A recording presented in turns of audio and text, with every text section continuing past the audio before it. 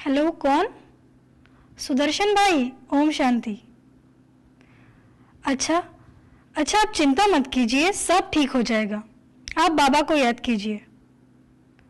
नहीं, गाड़ी नहीं भेजिएगा, मैं खुद ही आ जाऊंगी। हाँ, बस निकल रही हूँ। हाँ, अच्छा, ओम शांति।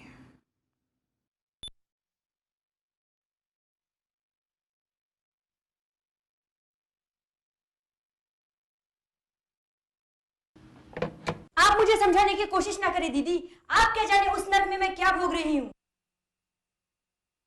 आरती, मैंने कहा ना, मुझे कुछ नहीं सुनना है। जाइए आप यहाँ से। गद्दी पर बैठकर भाषण करने वाले आप क्या जाने यातनाएं क्या होती है। आरती, जाओ अपने कमरे में।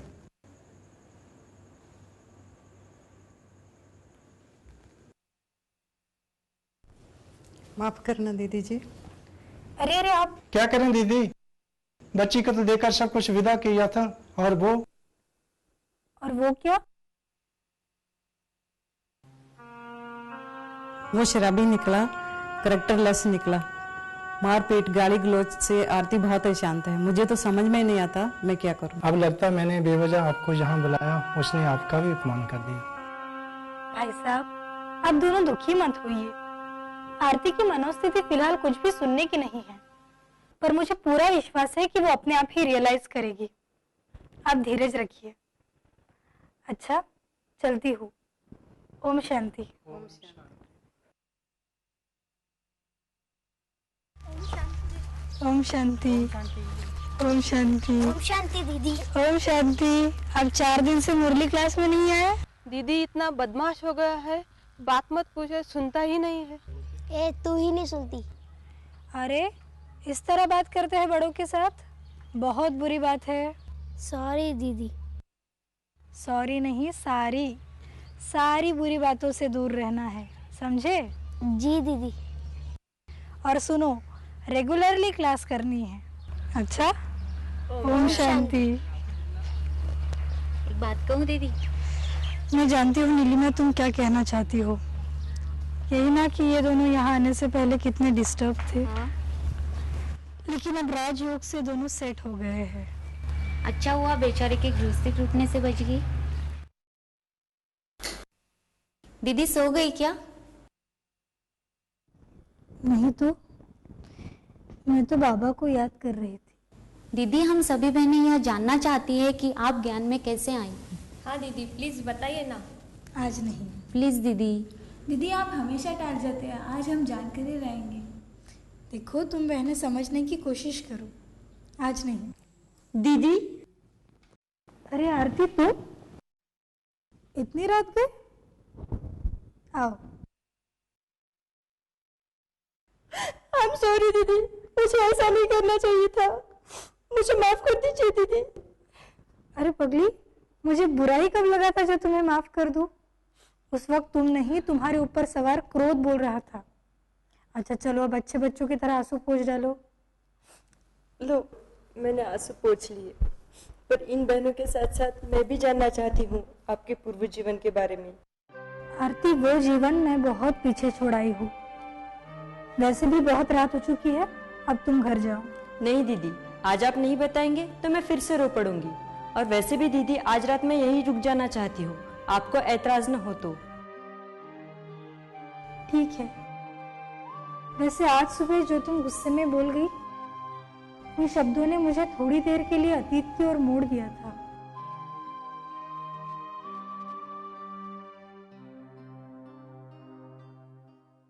कृष्णा बेटी, अरे ओ कृष्णा बेटी, ये क्या, तुम यहाँ बैठी हो? चलो चलकर खाना खा लो। माँ। अरे बेटा, क्या हुआ तुझे? माँ, मैं मैथ्स में फेल हो गई। मैंने तो बहुत कोशिश की, लेकिन मुझे मैथ्स नहीं जमता, तो मैं क्या करूं? मैं किसी को मुंह नहीं दिखा सकती माँ। मैं हार गई हूँ माँ। देखो बेटा, हार जीत तो होती ही रहती है, और तुम तो रोज गीता पढ़ती हो, फिर भी रो रही हो। इस एग्जाम में फेल हो गई हो तो कोई बात नहीं, ये तो कोई अंतिम परीक्षा नहीं है। देखो, तुम ऐसी छोटी छोटी परीक्षाओं से हार मान लोगी तो जीवन में आगे बहुत बड़ी बड़ी परीक्षा आती है, उसका सामना तुम कैसे करोगे? इसलिए बेटा मेहनत करो और इस फेलियर के अंधेरे से एनुअल एग्जाम में अच्छे नंबर से पास होने की आशा की किरणें अभी से प्रकट करो। बस उस दिन के बाद मैंने अपने मन में प्रण कर लिया कि अब जिंदगी में आने वाली हर परीक्षा को धैर्य से पार करना है।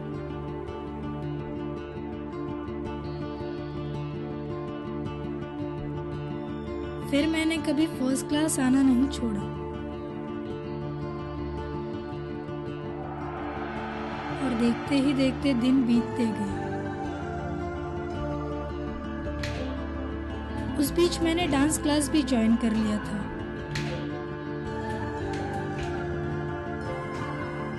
मैं नियमित क्लास में जाया करती। ये उस दिन की बात है पापा, जब डांस कंपटीशन में मैंने अपना पहला प्राइज जीता था। पापा, क्या बात है? लो आ गए पापा, अब बताओ क्या बात है? क्या बात है? क्यों चिल्ला रही हो? पहले आप दोनों बैठो। लेकिन मेरी रोटी कृष्णा। पहले बैठो। अरे भाई बैठ जाओ बैठ जाओ। ठीक है, लेकिन जल्दी। बैठो ना। पहले आप दोनों आंखें बंद करो। बंद करो ना।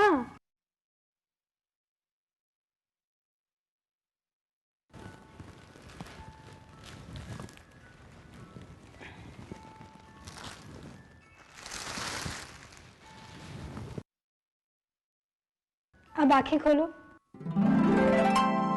अरे इतनी सुंदर मूर्ति। किशन जी, इन्हें कहाँ से ले आई? डांस कंपटीशन में मुझे फर्स्ट प्राइज मिला है माँ। अरे वाह। देखिए ना कितना प्यारा है कान्हा। आखिर में मैंने इन्हें जीत ही लिया। ओहो श्याम दीवानी, लगता है तेरी शादी इनसे ही करनी पड़ेगी। देखो ना पापा, मैंने पहले भी कहा है मैं शादी वादी नहीं करूंगी। अच्छा बाबा ठीक है बस। क्या ठीक है? जब देखो तब बेटी के हाँ में हाँ मिलाते रहते हो। तुमसे तो मैं बहस बाद में करूंगा, पहले तुम जाओ अपने किचन में। तुम्हारी रोटी जलकर कोयला हो गई होगी। अरे बाप रे, मेरी रोटी। ये हंसी, ये खुशी मेरे रोम रोम में बस गई थी और श्री कृष्ण के प्रति मेरा प्रेम भी बढ़ता जा रहा था। मेरी अपनी अलग ही दुनिया बसते जा रही थी, जिसमें मैं, मेरी माँ,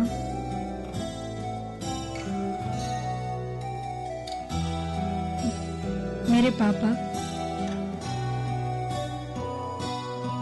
और कृष्ण जी के सिवाय कोई नहीं था। कृष्ण भक्ति के साथ साथ डांस भी मेरी नस नस में समा गया था। तक तक तुम तीदा दिग दिग तई दीदा दिग दिग तई तीदा दिग दिग तई। धीरे धीरे मैंने ग्रेजुएशन पूरा किया। मेरे जीवन में चारों ओर खुशियां ही खुशियां थी। मुझे लग रहा था मैंने अपने जीवन की सारी परीक्षाएं पास कर ली है। पर एक रात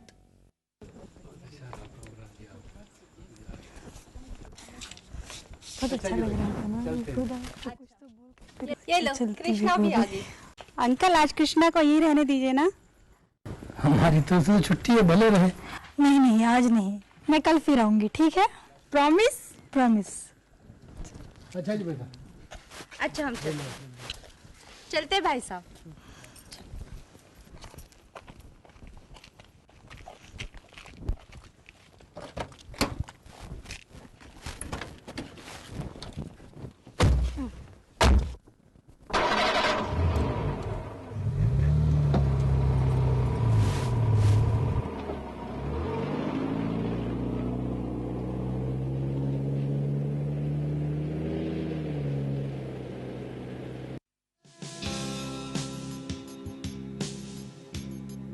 क्या बात है भगवान, क्यों दुख बना रखा है? आपको कोई बेटी की चिंता है? क्या हुआ बेटी को? चंगी भली तो है हमारी बेटी। क्यों बेटी? यस डैडी, मुझे क्या हो सकता है? देखो माँ। तू चुप कर। कितने दिन तक बेटी को घर पे बिठा के रखेंगे? जब देखो तब। ओहो, चिंता किस बात की है?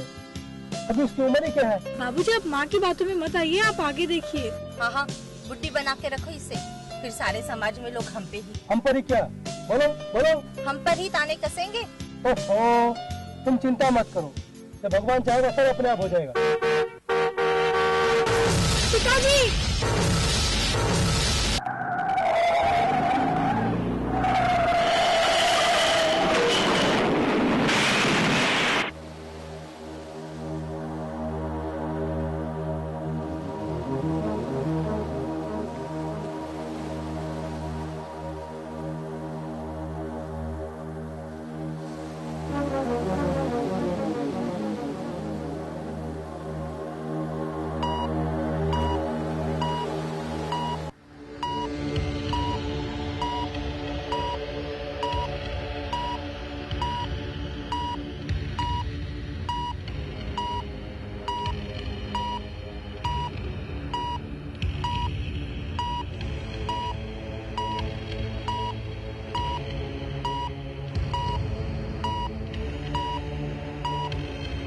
डॉक्टर साहब, मैं कृष्णा का चाचा और ये कृष्णा की दादी आज ही काशी से लौटी।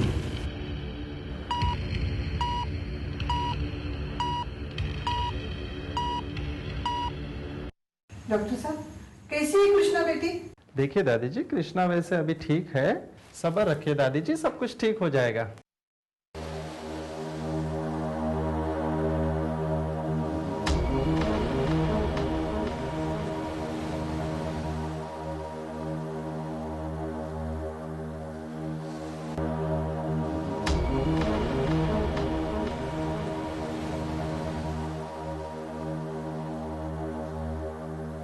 अरे कृष्णा!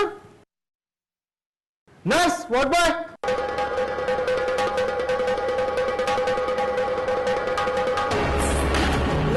कर दिया सत्यानाश। महारानी यहाँ सोई पड़ी है। अरे उठो महारानी साहिबा, उठो।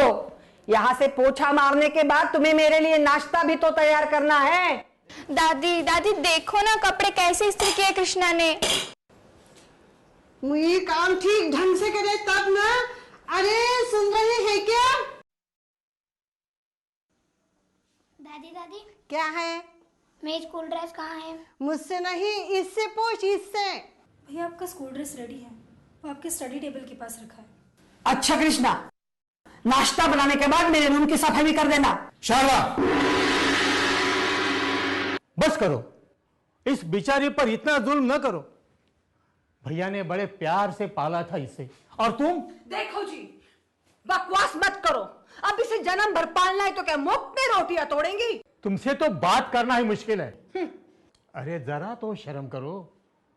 उसी के माँ बाप का तो खा रहे हैं, उसी के माँ बाप का तो खा रहे हैं, उसी के माँ बाप का तो खा रहे हैं, उसी के माँ बाप का तो खा रहे हैं। कान्हा, ये सब कैसे हो गया? जिंदगी की हर परीक्षा को पास करने वाली ये कृष्णा आज अपने आप को इतना कमजोर कैसे महसूस कर रही है? माँ और बाबूजी के चले जाने के बाद तो मुझ पर जैसे विघ्नों का पहाड़ ही टूट पड़ा। एक्सीडेंट के बाद जब मैं हॉस्पिटल में थी तब न जाने कैसे चाची ने धीरे धीरे मुझे, इस घर को, दादी को अपने वश में कर लिया। शायद मैं ही कहीं कमजोर पड़ गई। तू तो अंतर्यामी है कान्हा, तू तो सब जानता है। तू ही बता कान्हा, मैं क्या करूं? मैं क्या करूं कान्हा? मैं क्या करूं? कृष्णा, ओ कृष्णा। जी आई चाची। बहिरी हो गई क्या रे? चाची कब से बुला रही, सुनाई नहीं देता क्या? दादी वो मैं अंदर। बस कर, बातें बनाने में तू नंबर 1 है। आ इधर आ, ये ले चेक पे साइन कर दे। रकम कितनी भरूं? तुम्हें यहाँ साइन करने के लिए बुलाया है या रकम भरने के लिए? अरे 1000 बार कहा है, फिर भी रकम रकम रकम। जैसे तुम्हारा बाप मेरे लिए करोड़ों रुपए की जायदाद छोड़ गया। चल साइन कर। नहीं। क्या कहा? नहीं।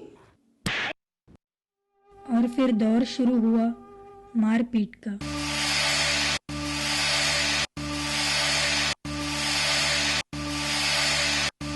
जीवन से खुशी जैसे छीन गई थी। मैं हर समय भय, डर, तनाव का अनुभव कर रही थी। मेरा आत्मविश्वास ही खो गया।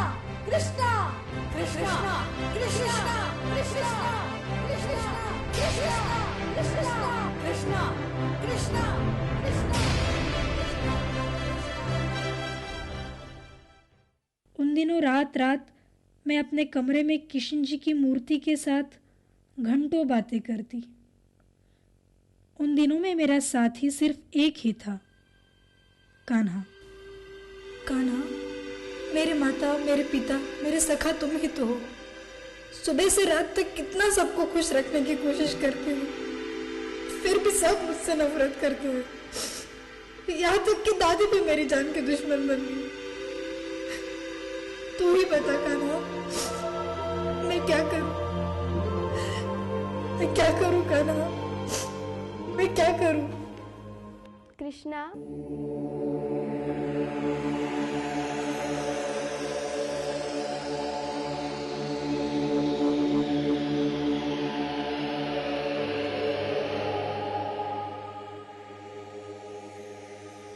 आंखें खोलो कृष्णा।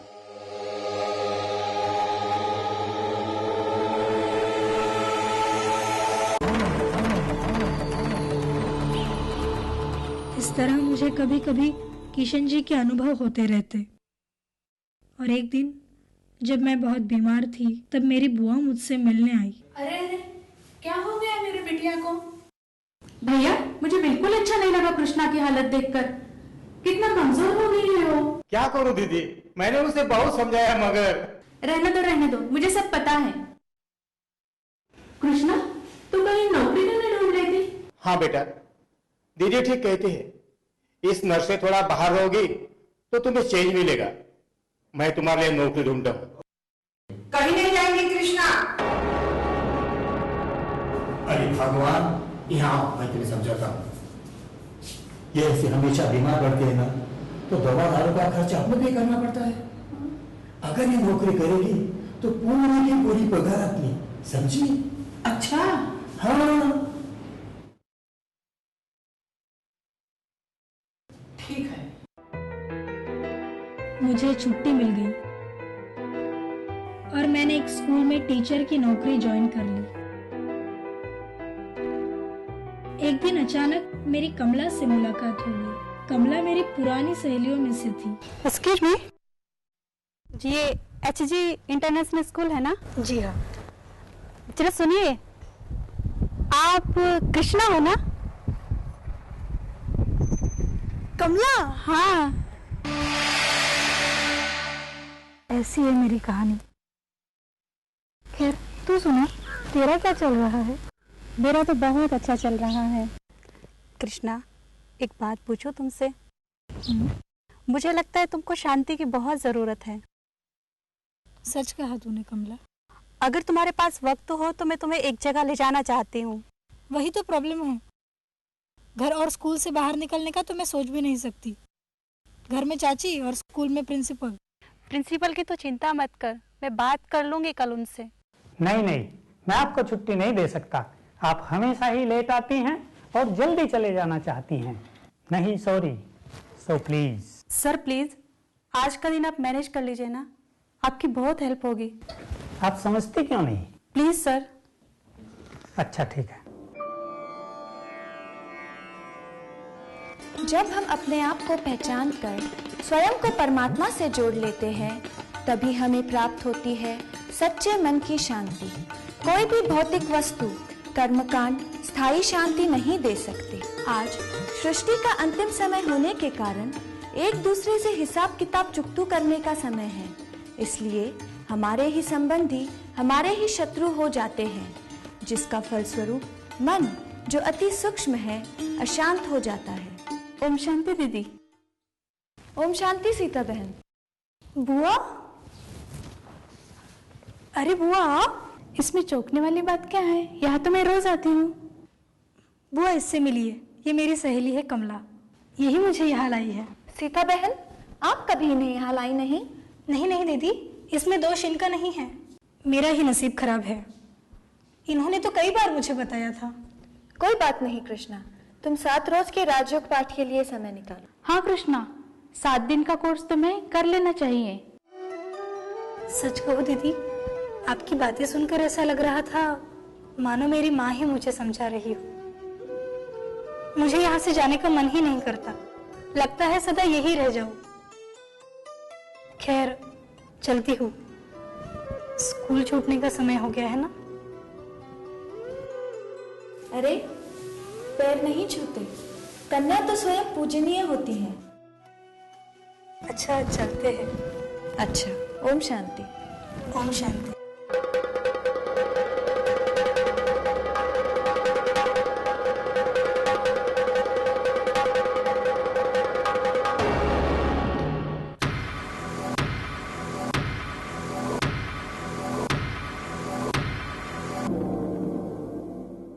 कृष्णा, तुम योग्य जगह पर पहुंच गई हो।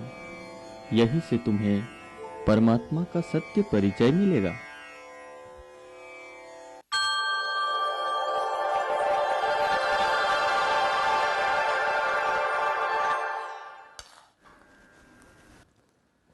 कृष्णा, कहाँ जा रही हो? जल्दी से मेरे लिए कप चाय बना के ला। चाची मुझे देर हो रही है, रोज रोज मैं स्कूल में लेट हो जाती हूँ। ए लड़की, ज्यादा मुंह मत चला। सब काम संभाल कर तुझे नौकरी की छुट्टी दे रखी थी, ये रंग ढंग करने के लिए नहीं। जा चाय ला। जी।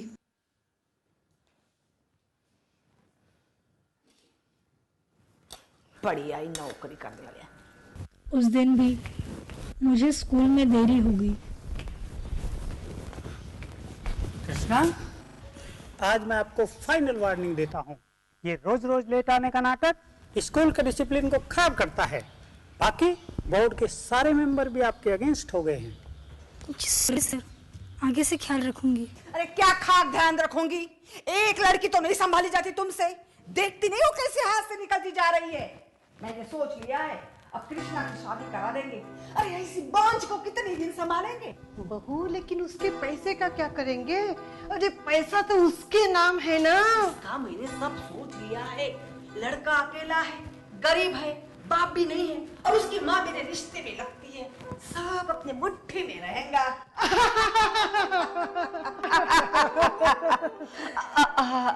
कृष्णा बेटी, आओ ना, आओ आओ आओ, हम तुम्हारे बारे में बात कर रहे थे।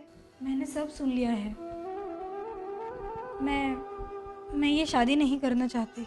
कृष्णा, तूने अब तक जाना नहीं चाची को। जा जल्दी तैयार होकर आ जा, लड़के वाले अभी आते ही होंगे थोड़ी देर में।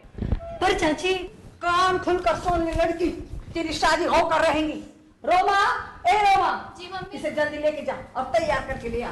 देखना कैसी मनहूस दिख रही है, लोग कहेंगे इसे भूखा मारती है। अरे जा जल्दी ले जा। मैं बेबस होकर उसके साथ चली गई। कांता,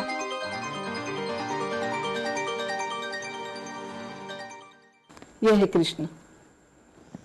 माँ जैसे पाला है मैंने इसे। ओहो श्याम दीवानी, लगता है तेरी शादी इनसे ही करनी पड़ेगी। लगता है तेरी शादी इनसे ही करनी। नमस्ते करो।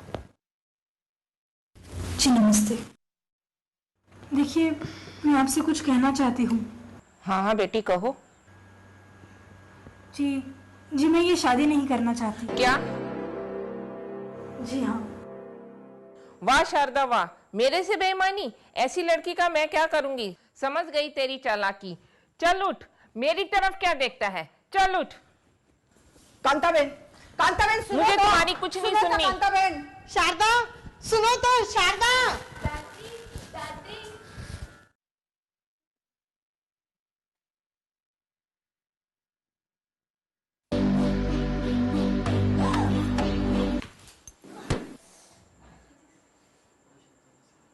सारी कल ही इतना बड़ा अपमान किया तूने मेरा। तेरी चमड़ी ना उधेड़ दूं तो मेरा नाम शारदा नहीं। चल, आज मैं तुझे सबक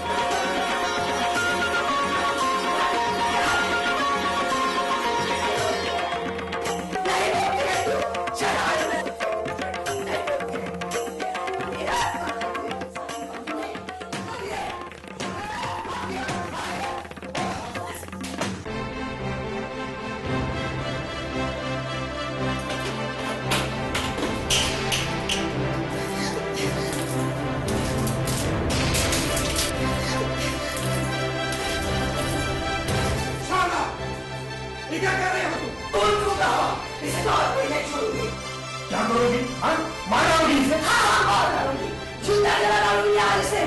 क्या? हाँ।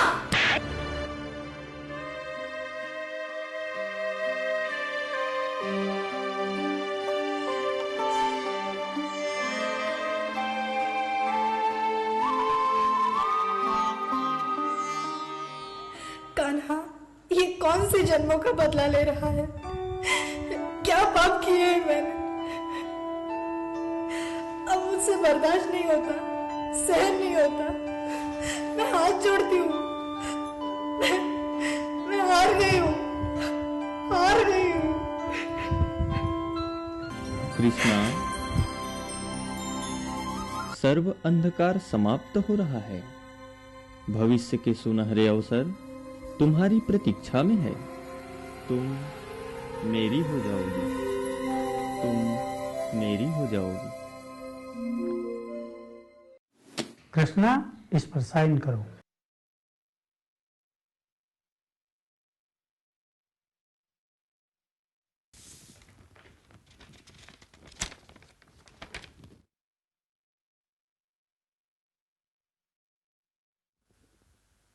Termination letter? हाँ, ये सिर्फ मेरा नहीं, कमेटी का फैसला है। लेकिन सर ये... सॉरी कृष्णा, मैंने तो बहुत कोशिश की, लेकिन I am sorry, very sorry.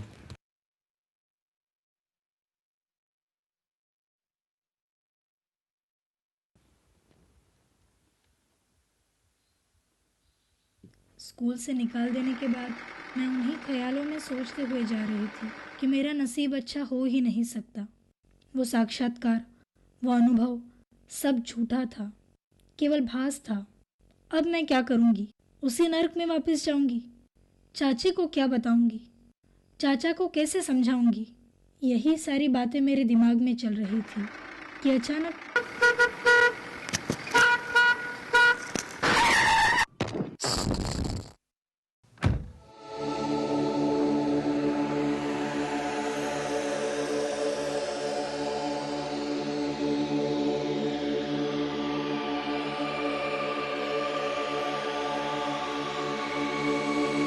Krishna, देखो तो तुमसे मिलने कौन आया है।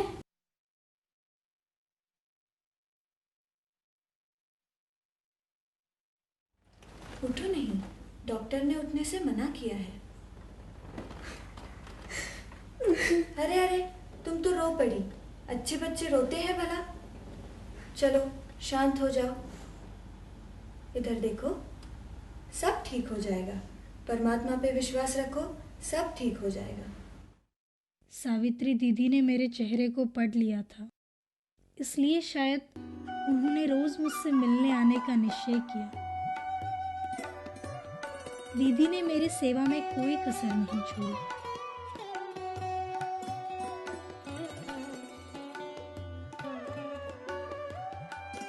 उनकी मीठी मीठी बातें मेरे भयानक डिप्रेशन को खत्म करते जा रही थी।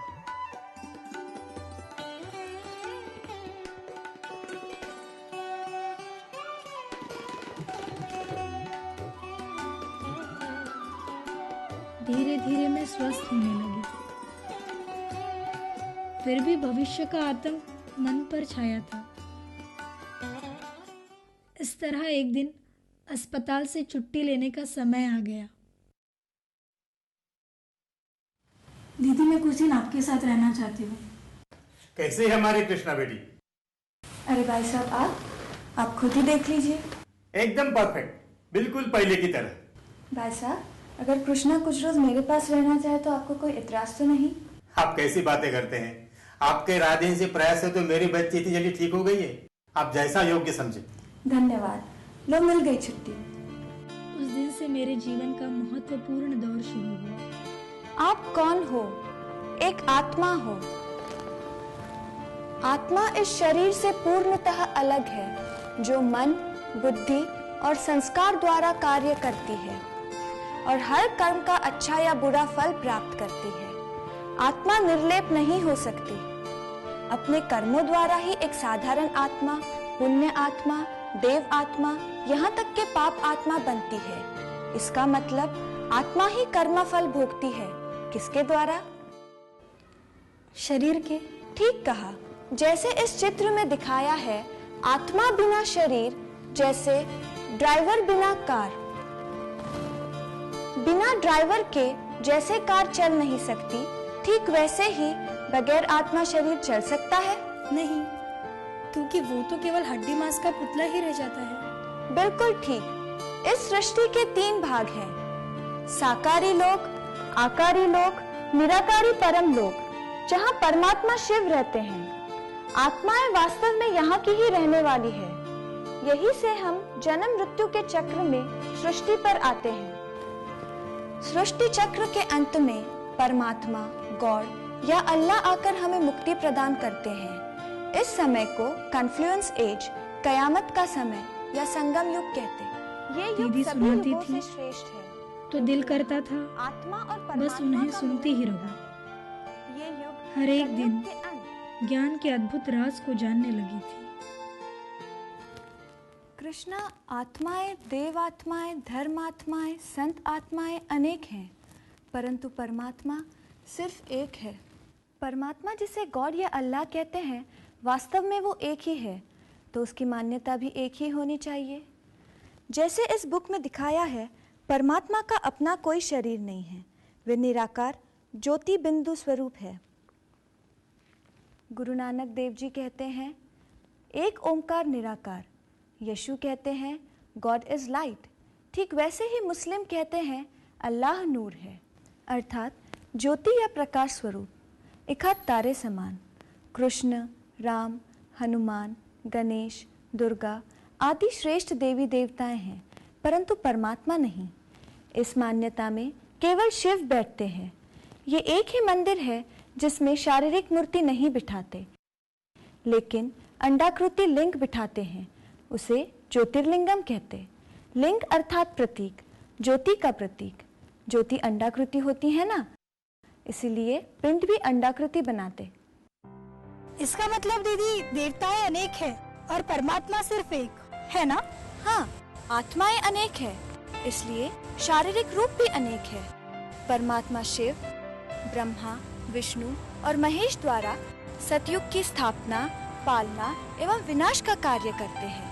इसलिए यज्ञ के शुरुआत में श्लोक आता है, ब्रह्मा देवाय नमः, विष्णु देवाय नमः, शंकर देवाय नमः और शिव परमात्माय नमः। एक शिव को परमात्मा के सबको देवता कहा है। श्री विष्णु को देवता कहा है, तो उनके अवतार कौन होंगे?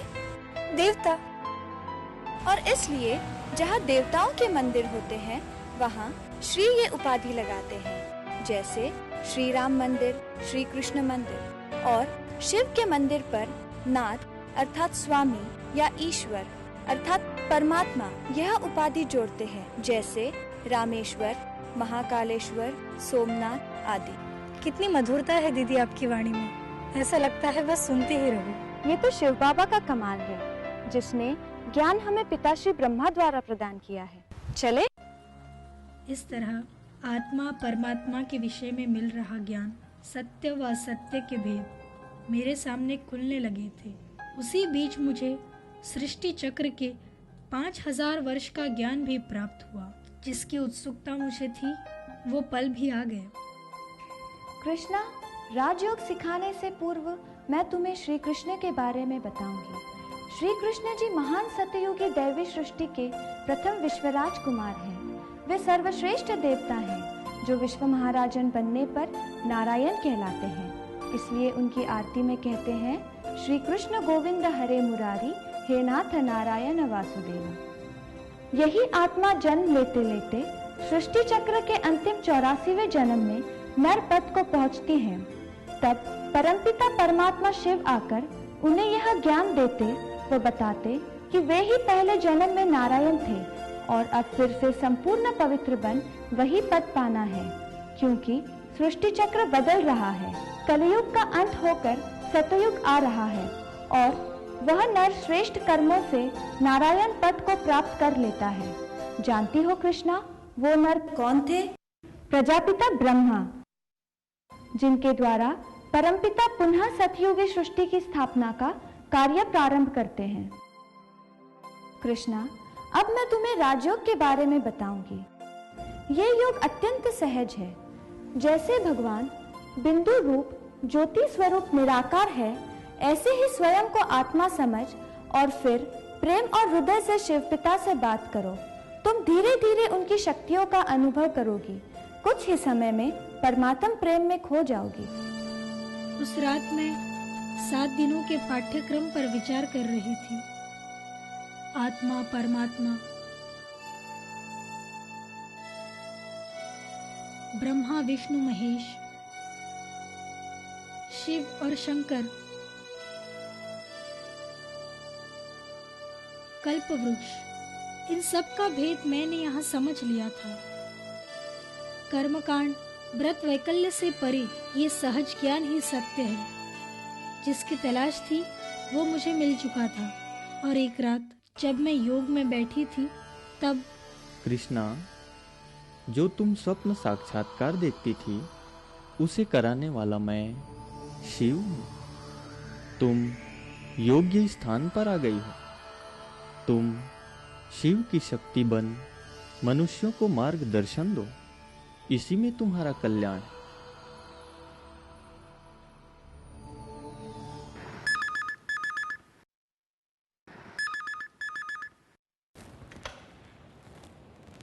ओम शांति। सावित्री बात कर रही हूँ। हाँ जी, कृष्णा बिल्कुल ठीक है। अच्छा जी, आपका स्वागत है। अच्छा, ओम शांति। कृष्णा, चाची का फोन था ना? हाँ, वो कह रही थी कि प्लीज दीदी मुझे मत भेजिए, मैं नहीं जाना चाहती दीदी, प्लीज। अरे उठो कृष्णा, ये आंसू पोंछो। रोने से कभी कुछ होता है भला? इस बार ये लड़ाई तुम्हें ही लड़नी होगी, निर्णय भी तुम्हें ही लेना होगा और आगे का रास्ता भी तुम्हें ही चुनना पड़ेगा।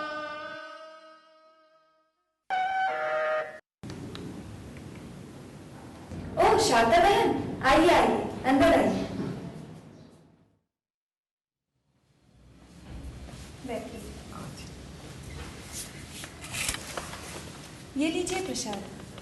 जी धन्य। जी धन्यवाद। कृष्णा बेटी कहाँ है? जी वो अंदर है। हाँ, अब तो मैं कृष्णा को लेकर ही जाऊंगी। बिन माँ की बच्ची मेरे बिना कैसे रह पाएंगी? कीजिए। कृष्णा,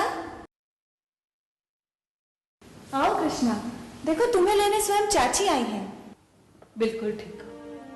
मेरे सिवा कोई है इसका दुनिया में? चलो कृष्णा बेटी, घर चलो। घर में तुम्हारा छोटा भाई, बहन रोमा और यहाँ तक दादी भी तुम्हें बहुत याद करती है। घर में किसी का मन नहीं लगता। घर तुम्हारे बिना बिल्कुल सुन्न सा हो गया है। ठीक कहा तुमने। तुम्हारे आने से घर सुना तो नहीं, मगर कुछ समय के लिए शांत तो जरूर हो गया। चुप रहिए। चलो कृष्णा बेटी, घर चलो। जूता जला यहाँ से, जूता जला यहाँ से। मैं नहीं आऊंगी।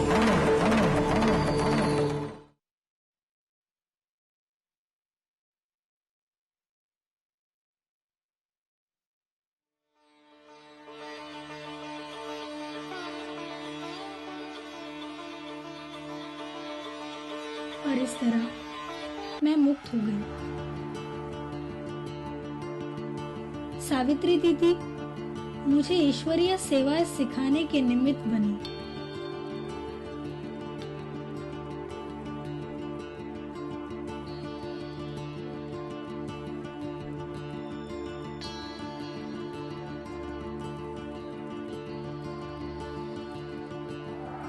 अनेक आत्माओं का कल्याण शिव पिता ने मुझे निमित्त बनाकर कराया।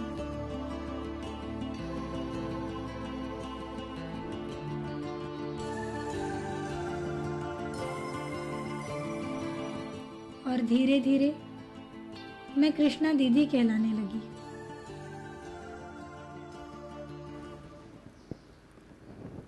बस यही है मेरी कहानी। कभी कभी याद आ जाती है तो बाबा को याद कर लेती हूँ।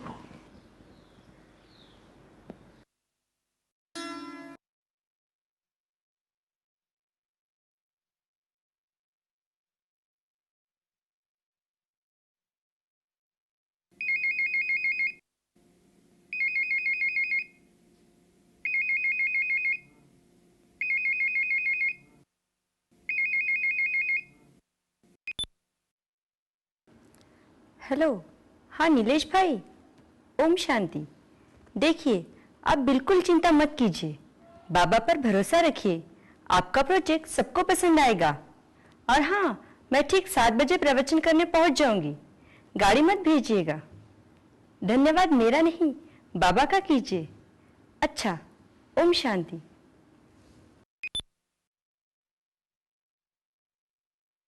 प्रभु की प्राप्ति का मूल मंत्र है संपूर्ण समर्पण।